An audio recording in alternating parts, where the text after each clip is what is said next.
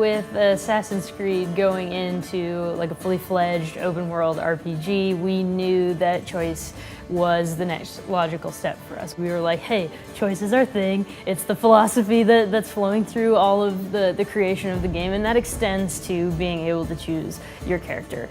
It extends to naval and how you're going to customize your ship, how you're going to play with your ship, who you're going to recruit for your ship. And then you can make a choice about the way you're going to approach quests. It had to be everywhere or nowhere at all in terms of how we were looking at making things. So yes, the narrative will lead to different conclusions, but if you go off the beaten path, you will be surprised and you will have to make choices, sometimes dire, sometimes not. So yes, we want to give that autonomy to the player. You can choose if you're going to help the Athenians dominate the Greek world or the Spartans, and you can change your choice in that playthrough as well. We wanted to approach the combat in a way that gave the player more options, more customization, more ability to have choice in the way that they approach every combat situation. So that meant that we wanted to give them these awesome abilities, these brand new 30+ amazing abilities that can all be upgraded. If I want to shoot people with bow and arrows and specialize in that, you can do it. If you feel that it's more like melee fighting, you can do it as well. And if you feel that it's a little bit more stealth that I would like to do and get the drop on them, that's all available for you as well. So very poetic for someone covered in blood. I like it.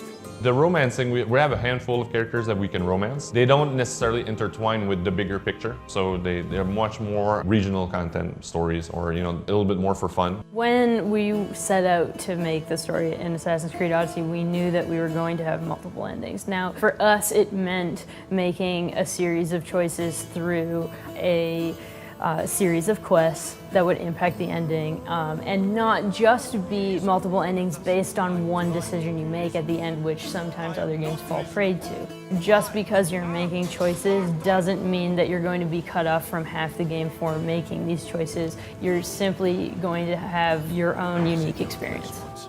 Something that I really like about our game is the variation of tones. I never thought Poseidon's anger would be too much for the mighty Cassandra's stomach.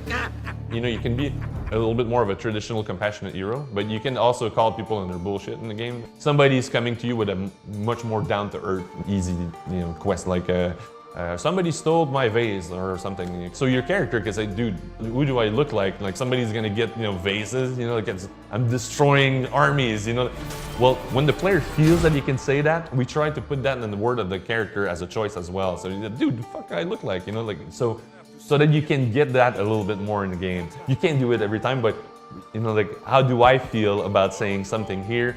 We tried to mimic that and then have the characters react. Cassandra, what do you think we should do?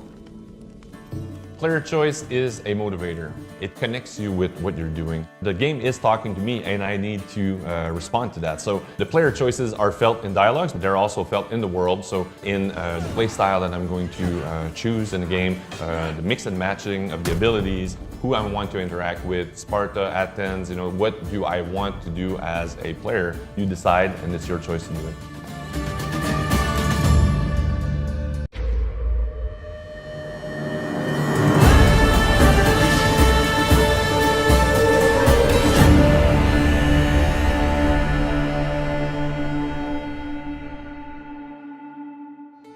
So you're born in Sparta, your player character is born in Sparta, but you move out of Sparta at an early age. So your combat style is not a true Spartan phalanx with the shield and the spear. You're fighting on your own. You're fighting for your money. You're fighting for your life all the time. So your combat is very active, very dynamic. So that meant that we wanted to give them these awesome abilities, these brand new 30+ amazing abilities that can all be upgraded. And then you're going to choose of those 30 abilities, where do you want them? What power do you want them to be? And how are you going to mix and match them in combat? So the base combat is based on Assassin's Creed Origins. It's the same sort of hitbox-based distance, timing, but then we've added all the abilities. We focused on mobility. You're much more active and dynamic, dodging and parrying instead of sort of turtling with a shield. Without the shield doesn't mean that you don't have the defensive option, actually. We have the parry that is fairly generous. Compared to a block, what it does is it's creating you an opportunity to take back on the offense. If you want to sneak around, put the hood on, you know, it can hide in the bushes and, you know, lure people in and use some of the abilities that are stealth, you can do that a lot more than we've done since Syndicate. Because of your DNA, because of the spear being an artifact of the first civilization, you combine those two things and you get just really, really impressive game-changing abilities for range, for shooting your bow, for the melee combat, and then for assassination as well. You have to build up adrenaline, energy for the spear to use that and unleash these abilities. So you have to use your base combat to build up the adrenaline, and then you unleash spear abilities. So regardless of how you choose to map the abilities, which weapon you want to wield, you will always have a strong aesthetic that's true for a Greek hero warrior. We have 2 weapon slots, the bow, you have 5 gear slots on your character. All of those can be upgraded at the blacksmith to your current level. You're the only character in ancient Greece that has a first civilization artifact, but there are mercenaries, there are very strong enemies with the Spartans and the Athenians that you're going to face that will challenge you constantly. And with the RPG progression, you're going to be facing against enemies that have a higher level than you. It's really going to be up to you how you play.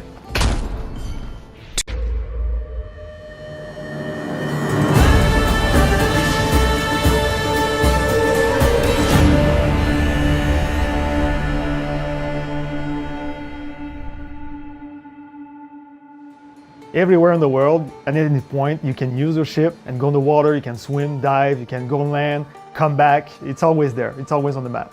The game is called Odyssey, and of course we're modeling ourselves on the voyage of Odysseus, and you're exploring the Aegean Sea. It doesn't take place at the same time, but it's the same experience that we're trying to give to the player. And naval is a huge important part of that. Also, the map is huge, I mean, really big. The sea needs to be seamless because this time it's open everywhere around you. So we had to do a lot of tech on that, making sure that the shorelines where you could see like the waves coming and dying on the beaches. You have a lot of big waves when you go far away in the ocean. We also make sure that you see all those kind of fishes and stuff like that you can see from your ship and when you're swimming. The naval combat in Odyssey is something more fast-paced, more close range. It's more intense than ever. The fact that we have people shooting javelins and arrows make us put the ship closer together so you can see the action. What we discovered in the end was that mobility was a key factor of making a fun experience for the player.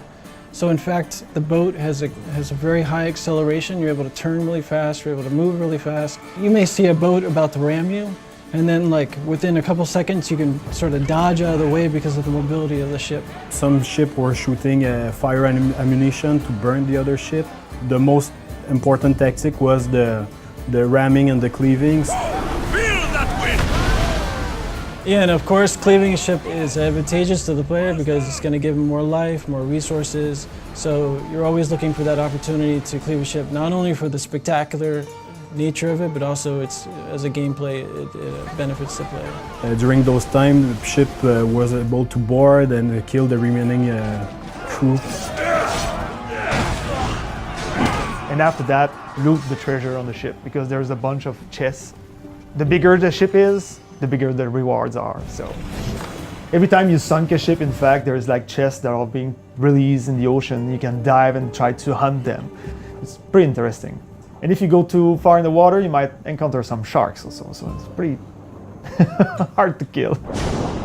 There's definitely going to be some unique ships on the water, some unique challenges. When you first encounter these ships, if you're a low level, you're going to learn to run away quickly. As you get stronger, your ship is going to get stronger. But beyond that, there's upgrades that you're going to need to apply to your ship. So upgrading the arrows, the javelins, how much ramming damage it can do, how many lieutenants you can have on the ship, how strong the hull is, if you can shoot fire with your arrows or javelins. So there's a lot of upgrades to the ship that will make it more powerful. Well, mercenaries will come after you on sea, and it's a cool moment because they have awesome looking ships, they have unique figureheads, unique masts. When the player gets into combat with these guys, you could also board them. And so you can fight the mercenary like hand to hand on the deck of his ship, and hopefully you can even Sparta kick him off the deck. And this is like a way cooler moment to take out a mercenary in the game.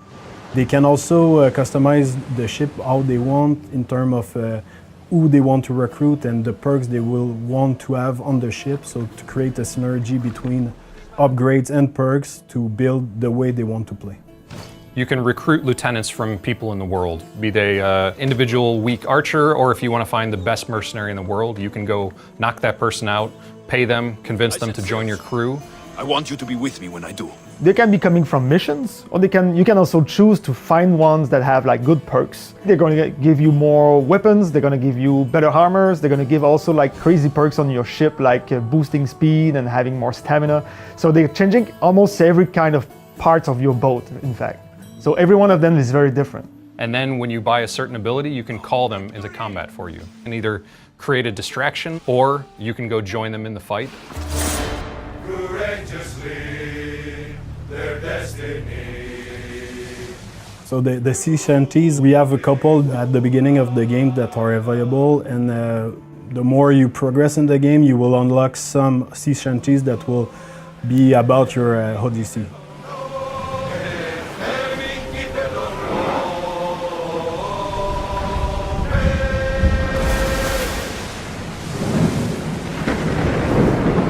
Tune in to watch next week's episode, Ancient Greece, Friday at 2 p.m.